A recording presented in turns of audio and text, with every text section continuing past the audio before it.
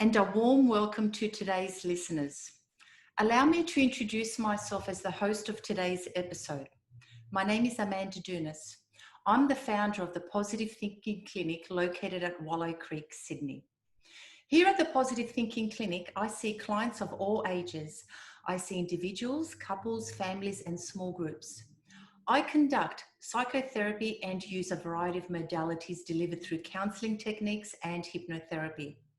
I am a professional counsellor, clinical hypnotherapist, and strategic psychotherapist. I'm an early childhood teacher and an NLP master practitioner. To learn more about what I do and what I offer, visit my website www.positivethinkingclinic.com.au. The easiest way to connect with me on social media is to search my name, Amanda Dounis, or my clinic, Positive Thinking Clinic. You may also access my social media at the bottom of my website. I am the author of My Coping Skills Handbook, aimed at kids 8 to 12 years of age. I have also turned this into an online course. I have a range of podcasts that can be found on amandadounis.podbean.com. In addition to the Positive Thinking Clinic, I am the owner of 4 early learning centres. I am passionate about quality care and emotional wellness of all ages. I believe we set the foundation for emotional wellness from a very young age. My early learning centres are licensed as Positive Living Skills Services. I also have an emotional wellness and kids Facebook group. One of my greatest hobbies is learning. I think I am always enrolled in a variety of courses, no matter how small. I enjoy adding to my skill set. As an integrative therapist, I learn diverse skills and select the best fit for any situation. If you wonder if I have any other hobbies, I am also into fitness. I have run a number of marathons, including 2 ultra marathons. So that's me in a nutshell. If you want to get in touch, you can use the contact form on my website, positivethinkingclinic.com.au. I would love to hear from you. Signing out and moving forward. You're listening to Amanda Dounis.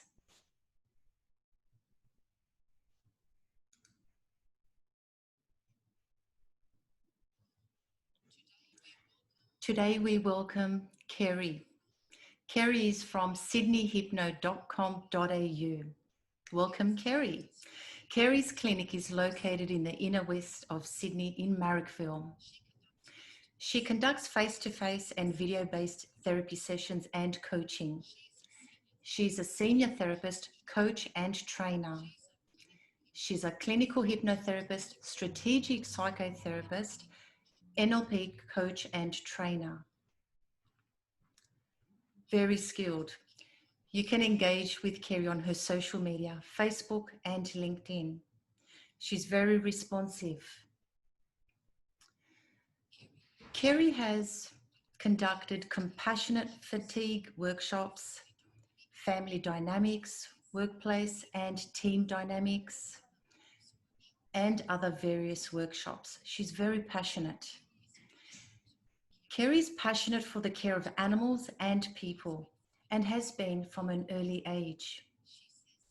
She says, I have had parents who modelled care and compassion for all. So I will always focus on what is the best outcome for all, just like my parents. She says this, she'll do this as she goes through life. Her motto is to live a life of integrity. Kerry has a background in NLP going back over 30 years, and she has worked in small business and in corporate for over 20 years. She has been involved in a variety of different activities, sporting events over the years. She's got quite a resume. She's passionate for animal welfare. She has volunteered for over 35 years. Amazing.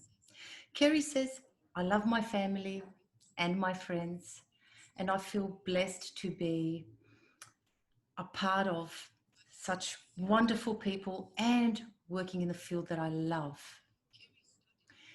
Kerry studied at IAP, the Institute of Applied Psychology. From there, she entered into the arena of human welfare after having for so many years worked in animal welfare. And she wanted to help her colleagues cope with pressures and frustrations that they face. Kerry says, I have found so much more now, being able to help so many people in so many other walks of life. Amazing. Kerry has recently joined the faculty of her college IAP so that she can help others to follow the paths of care that she loves so much. She sees her future as a continuance of the work that she does right now. And that future is open to so many possibilities. Kerry absolutely loves what she does. If you want to get in contact with her, visit her website. There are so many ways to connect with Kerry. www.sydneyhypno.com.au. So now we're going to welcome Kerry Bailey. And welcome, Kerry. Thank you for joining us today. Thank you for having me. So today's episode is going to be about the drama cycle. Now, you and I are both psychotherapists and we specialise in hypnotherapy. For all the listeners out there, can you please give us your simple definition about the drama cycle? Well, the drama cycle is something that people tend to live in a lot when they're stuck. So they are more in a cycle of responding and creating more emphasis on and focus on the things that they find upsetting or they find difficult, or perhaps where there's dialogues going on where they feel that there's something that's unjust or inappropriate going on. So it is about the cycle that they're within. And what are the components of the cycle? We've got the victim. Well, I've got a lovely diagram I'd like to share with you. It's one of my favourite things to work with clients. Essentially here, what we have is the drama cycle. And so essentially, no matter what's going on in a drama cycle, there's usually the three components, which is victim, rescuer, and persecutor. Now, the interesting thing about the drama cycle is that this isn't just something that people can do with others. It's something you can do with yourself. So you can actually, in any conversation that you have in your head or any drama that you're going on, you could go from victim to rescuer to persecutor with just yourself. Now, if you then extend that out to other people that are in your environment, it could be a partner, it could be your children, it could be your whole family, it could be a number of individuals or just one, it could be a complete stranger. I mean, this is what people do in traffic when they're having, a meltdown in the traffic, which, is something that they can't control, and the other people around them can generally not control, but people will be doing this drama cycle all by themselves, as if there's people involved. All right, so you can put that down for a moment because it's also shaded. Yep. And I can't see you very well. But so if someone comes in, and how do you determine that they're in the victim space? Do they tell you, or do you notice that yourself through their? Well, I think it's interesting because people kind of recognise it in themselves to some extent that they're feeling victimised. And when they're expressing themselves, it may come across that way, or it may come across that they feel that there's something going on that is out of their control and it's being pushed upon them. So that's generally how you would find somebody in the victim space. And what about someone who's in the rescuer? How does that affect daily living? Well, the thing is, often people do over responsibility really well. So they'll feel that they're responsible for things that are happening to other people, even when it's completely out of their control. They can feel like they're rescuing somebody who needs to be rescued and that person doesn't want to be rescued. So it can be a real bind for people where they're trying to do something and at the same time, others may be fending that off, that sort of behaviour. And the last part of that triangle is the persecutor. Yeah, so people don't often think of themselves as being the persecutor. They feel more that they're the ones being persecuted. But having said that, As you shift through the drama cycle, you might go from, oh, you know, a victim state, this shouldn't be happening to me. And then you might even go into the rescuing state, I'll help you out of that. And then you might even within yourself say, well, you know, you shouldn't be doing this to yourself. It's inappropriate. You know that this isn't what you should do, you silly thing. And essentially they're being persecuted to themselves or to others. Yeah, I agree with you there. And I think it's really important that we explain to our clients what we observe and to see that they're on the same page if they can come to observe themselves in whatever role they're in at that particular time. I can imagine that individuals shift from different job roles, as we can call it, victim, rescuer, and persecutor. What's a healthy balance, do you think, Kerry?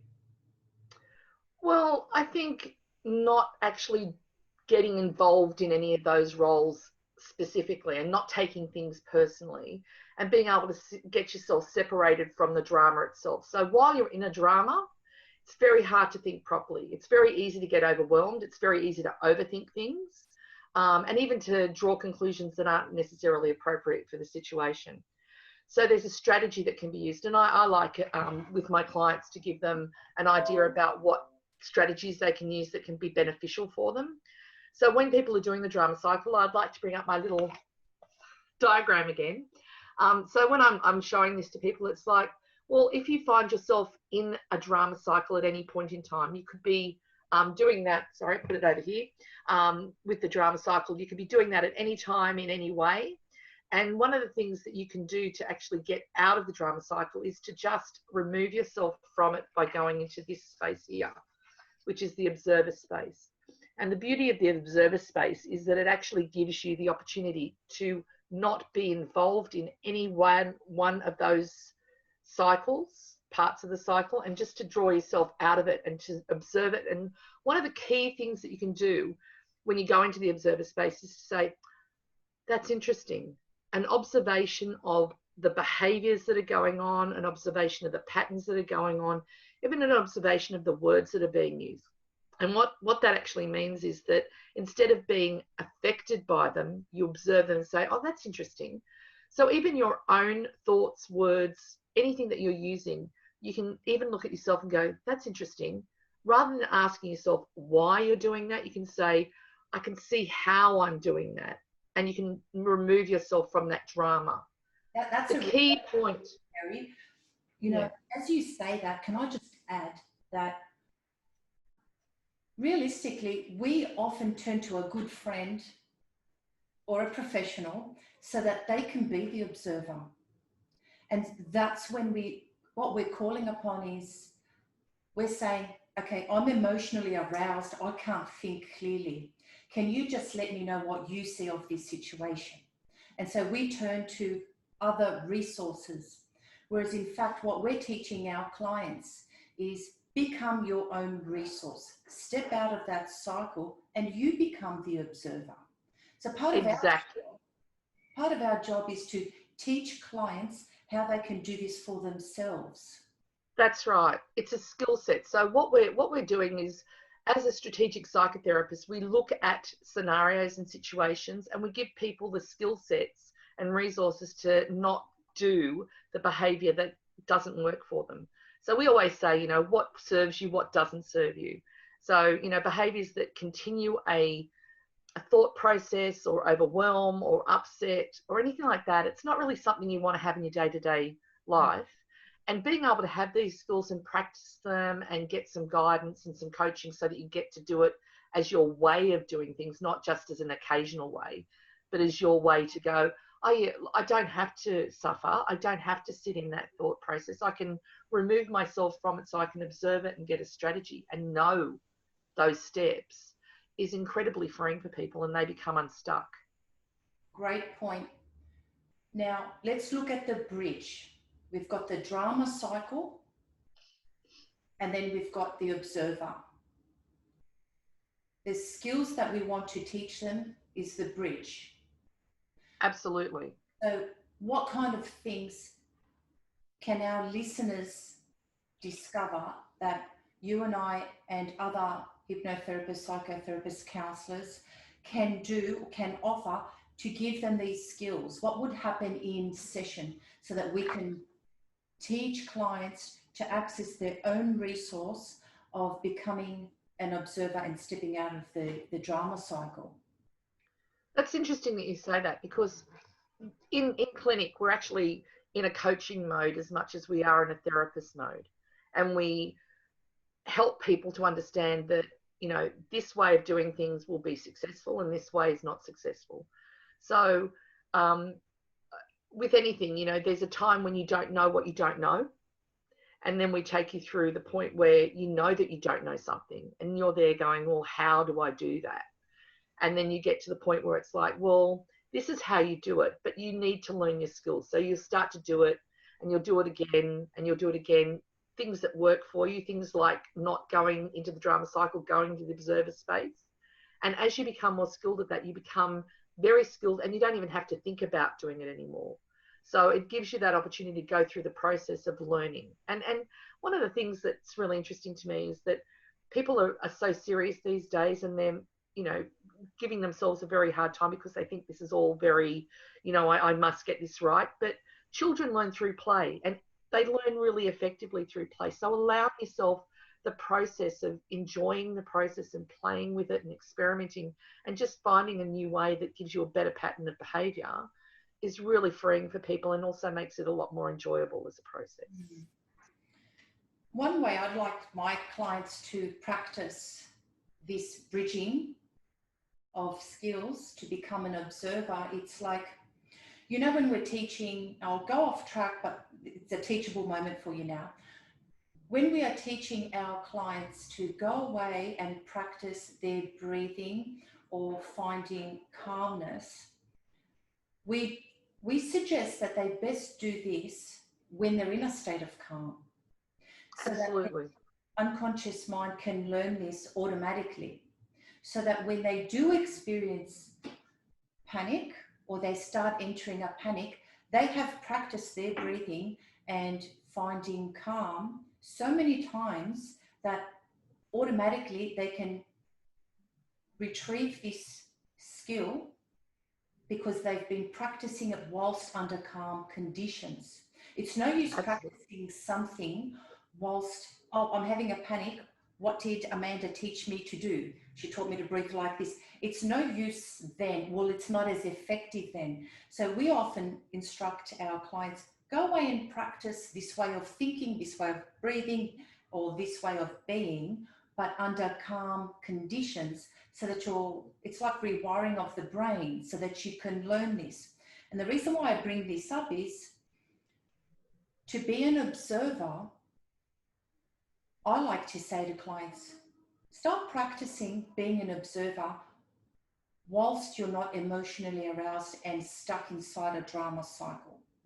Because then when we don't have all these heightened emotion, we can think more logically, so we can be better observers. So some people can't describe themselves as observers, and that's why it's important they do this, observe themselves when they're having interactions with others, and see how they feel when it comes to slight feelings of the victim or the rescuer or the persecutor. In addition, it's also good to observe others. We observe others and we can learn there to be an observer. So then we can relay these observation skills onto ourselves. So then we find later on, or when we fall upon the situation that, oh, I'm getting into this drama cycle of being caught in it, how can I walk out and be an observer? So that's well,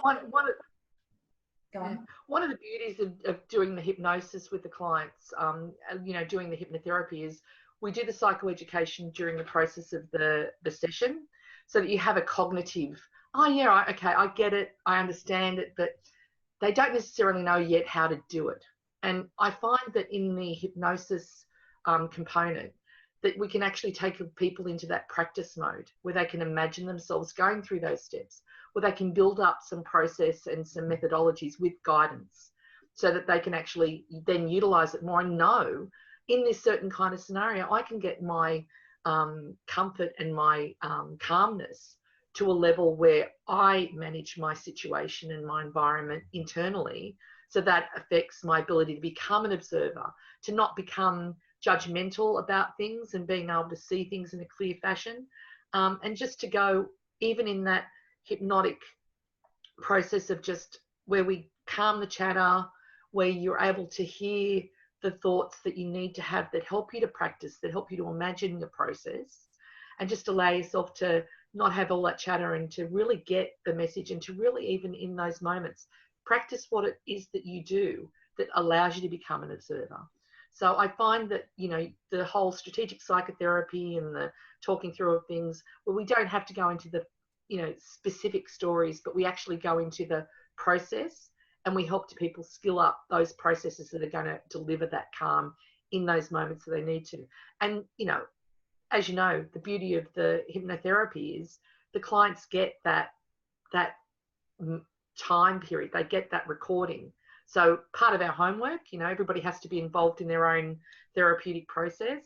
Part of that is to do their homework, you know, to play that so that they can go into that state and practice those processes and practice that methodology, so that they can get it more embedded before the next time they come to see us.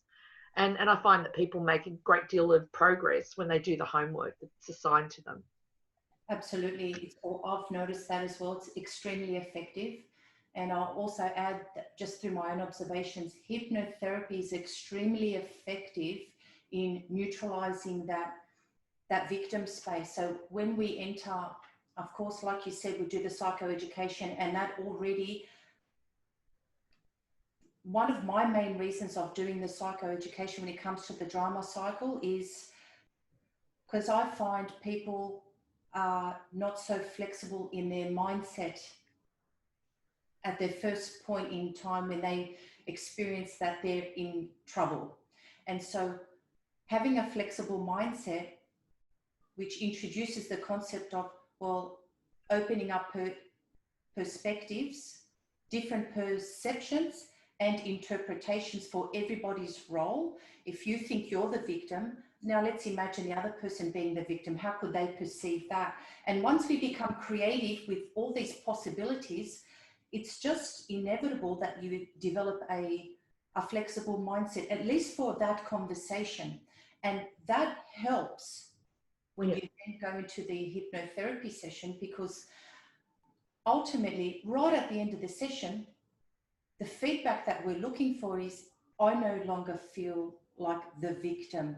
So you've achieved a more neutral scenario, a more neutral interpretation, and that's healthier, and ultimately that makes the client feel much better. And there's skills for you.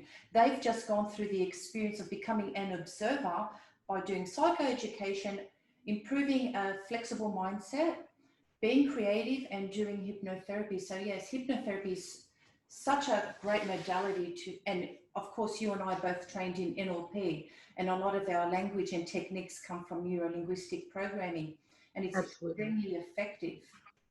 So I really like your diagram too. It's just such a, like it's one thing to explain to somebody that there's, you know, 3 different roles and you've got to move into the observer, but having it visually there for clients to actually see, I think it's a nice imprint in their mind. So that way they can take that away. They can have a copy of that as well. Yes, I actually send a photo to most clients that basically encompasses that, so they can have it on their phone if they ever need to or ever want to. They can just bring that and go, oh yeah, that's how I do that. I get that. I remember. And it's really important that you know, when you're learning anything new, you just need to practice and practice until you get it right. And part of our role is being, you know, your therapeutic coach, so that you get new processes. I mean, you think about any athlete or any you know, person who's in the public eye, and they have coaches. They have people who help them to see where they've got things that they need to do, and they put things in place so they go, oh, be aware of this, here's that. And so that gives them a much better path forward, where they do have more strategy. And as they become more adept at doing things and they become more comfortable with doing things, and then it just becomes the way that they do it, then occasionally they might need a little bit of a tweak. But at the end of the day, most clients that come to see us, or see us, I suppose, is I have this thing that I've recognized as an issue. I don't know yet how to get past it. How do I get rid of these obstacles? How do I navigate my way through this new way of thinking and being? And that's our role, and that's where the beauty is, because we actually help people to find their resources, put those together with their skills, and get great outcomes pretty quickly too. Quite fast. Yeah. Mm. So I hope that today's episode has given our listeners a bit of an insight into how hypnotherapy and NLP can be useful in the drama cycle. I think we've made it quite clear that it's quite simple, even though it can really complicate people's lives and make them feel stuck. To get unstuck is as simple as wanting to get unstuck and seeking the right therapist and the right modality for you. Absolutely. I really believe that hypnotherapy is very fast and very effective once the client is committed and wanting to make that change. Do you have any final words for us, Kerry? I suppose the whole thing is that you're right. Find the right coach, find the right therapist, somebody who'll work for you.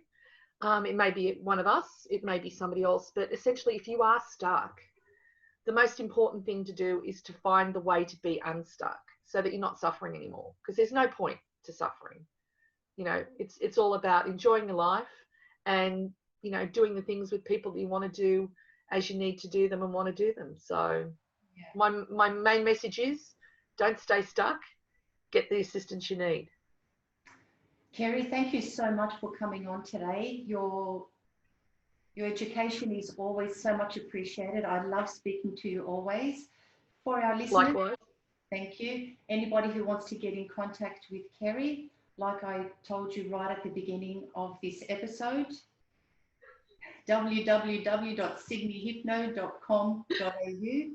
You've been listening to Kerry and Amanda. See you next time. And thank you. Thanks for listening. Thanks, Amanda.